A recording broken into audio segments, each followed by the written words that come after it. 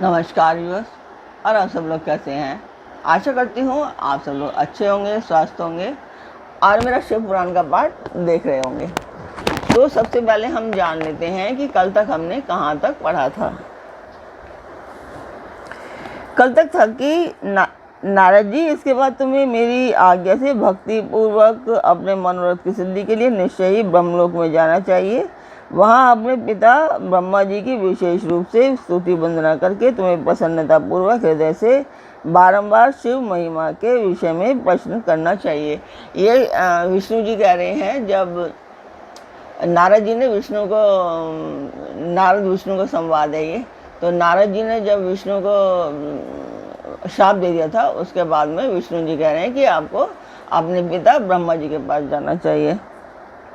तो ब्रह्मा जी शिव भक्तों में श्रेष्ठ हैं। वे तुम्हें बड़ी प्रसन्नता के साथ भगवान शंकर का महात्म्य और शतनाम स्रोत सुनाएंगे। मुने, आज से तुम शिवराधन में तत्पर रहने वाले शिव भक्त हो जाओ और विशेष रूप से मोक्ष के भागी बनो। भगवान शिव तुम्हारा कल्याण करेंगे। इस प्रकार प्रसन्न चित्त हुए भगवान विष्णु नारद मुनि को प्रेम पूर्वक उपदेश देकर श्री शिव का स्मरण, वंदन और स्तवन करके वहाँ से अंतर्ध्यान हो गए। तो कल तक यहाँ तक था। अभी आप जानना चाहेंगे कि ये पाठ मैं क्यों कर रही हूँ। तो ये पाठ एक शुभ कार्य मंदिर के लिए है। आप लोगों का इसमें सहयोग चाहती हूँ कि आप लोग इसमें मेरा सहयोग करें, कि सब्सक्राइब करें, लाइक करें और शेयर करें। और अब मेरा पाठ सुनते हुए लाइक भी ज़रूर करें। तो जिस मंदिर का मैं वर्णन कर रही हूँ उस मंदिर की मैं वीडियो डालती हूँ, आप लोग देखिए और मुझे बताएं आपका मेरा पाठ कैसा लग रहा है।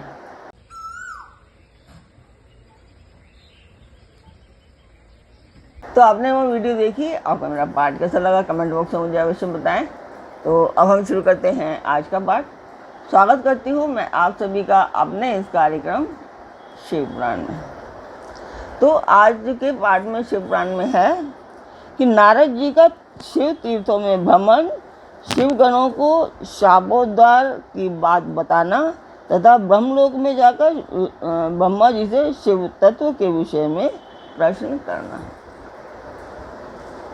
तो अब चलते हैं आज के पाठ पर। तो सूर्य जी कहते हैं, महर्षियों, भगवान श्री हरि के अंतर्ध्यान हो जाने पर मुनिश्रेष्ठ नारद शिवलिंगों का भक्तिपूर्वक दर्शन करते हुए पृथ्वी पर विचरने लगे। ब्राह्मणों, भूमंडल पर घूम फिरकर उन्होंने भोग और मोक्ष देने वाले बहुत से शिवलिंगों का प्रेम पूर्वक दर्शन किया। दिव्यदर्शी नारद जी भूतल के तीर्थों में विचर रहे हैं और इस समय उनका चित्त शुद्ध है। यह जानकर वे दोनों शिवगण उनके पास गए। वे उनके दिए हुए शाप से उद्धार की इच्छा रखकर वहाँ गए थे। उन्होंने आदरपूर्वक मुनि के दोनों पैर पकड़ लिए और मस्तक झुकाकर भली भांति प्रणाम करके शीघ्र ही इस प्रकार कहा। तो शिवगण बोले, ब्राह्मण, हम दोनों शिव के गण हैं। मुने, हमने ही आपका अपराध किया है। राजकुमारी श्रीमती के स्वयंवर में आपका चित्त माया से मोहित हो रहा था। उस समय परमेश्वर की प्रेरणा से आपने हम दोनों को शाप दे दिया। वहाँ कुछ समय जाकर हमने चुप रह जाना ही अपने जीवन रक्षा का उपाय समझा। इसमें किसी का दोष नहीं है। हमें अपनी कर्म का ही फल प्राप्त हुआ है। प्रभु, अब आप प्रसन्न होइए और हम दोनों पर अनुग्रह कीजिए। तो नारद जी ने कहा, आप दोनों महादेव जी के गण हैं और सत्पुरुषों के लिए परम सम्माननीय हैं। अतः मेरे मोह रहित एवं सुखदायक यथार्थ वचन को सुनिए। पहले निश्चय ही मेरी बुद्धि भ्रष्ट हो गई थी, बिगड़ गई थी और मैं सर्वथा मोह के वशीभूत हो गया था। इसलिए आप दोनों को मैंने शाप दे दिया। शिवगणों, मैंने जो कुछ कहा है वह वैसा ही होगा। तथापि मेरी बात सुनिए। मैं आपके लिए शापोद्धार की बात बता रहा हूँ।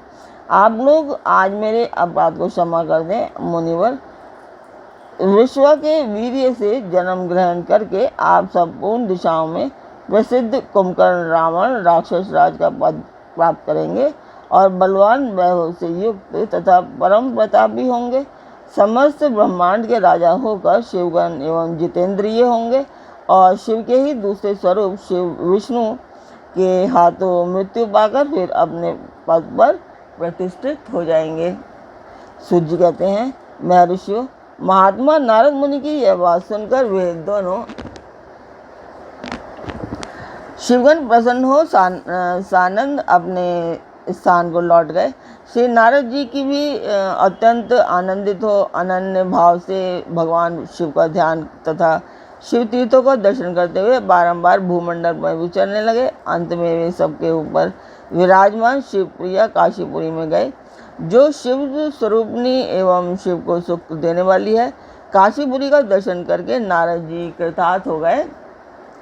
उन्होंने भगवान काशीनाथ का दर्शन किया और परम प्रेम एवं परमानंद से युक्त हो उनकी पूजा की। काशी का सानंद सेवन करके वे मुनि श्रेष्ठ कृतार्थता का अनुभव करने लगे और प्रेम से विभल हो उसका नमन वर्णन तथा स्मरण करते हुए ब्रह्मलोक को गए। निरंतर शिव का स्मरण करने से उनकी बुद्धि शुद्ध हो गई। वहां पहुंचकर शिव तत्व का विशेष रूप से ज्ञान प्राप्त करने की इच्छा से नारद जी ने ब्रह्मा जी को भक्तिपूर्वक नमस्कार किया और नाना प्रकार के स्रोतों द्वारा उनकी स्तुति करके उनसे शिव तत्व के विषय में पूछा। उस समय नारद जी का हृदय भगवान शंकर के प्रति भक्ति भाव से परिपूर्ण था। नारद जी बोले, ब्राह्मण, परम ब्रह्म परमात्मा के स्वरूप को जानने वाले पितामह जगत प्रभु, आपके कृपा प्रसाद से मैंने भगवान विष्णु के उत्तम महात्म्य का पूर्णतया ज्ञान प्राप्त किया है। भक्ति मार्ग, ज्ञान मार्ग, अत्यंत दुस्तर तपो मार्ग, दान मार्ग तथा तीर्थ मार्ग का भी वर्णन सुना है, परंतु शिव तत्व का ज्ञान मुझे अभी तक नहीं हुआ है। मैं भगवान शंकर की पूजा विधि को भी नहीं जानता। अतः प्रभु, आप क्रमशः इन विषयों को तथा भगवान शिव के विविध चरित्रों को तथा उनके स्वरूप, तत्व, प्राकट्य, विवाह, गृहस्थ्य, धर्म सब मुझे बताइए। निष्पाप पितामह, ये सब बातें तथा और भी जो आवश्यक बातें हों उन सब का आपको वर्णन करना चाहिए।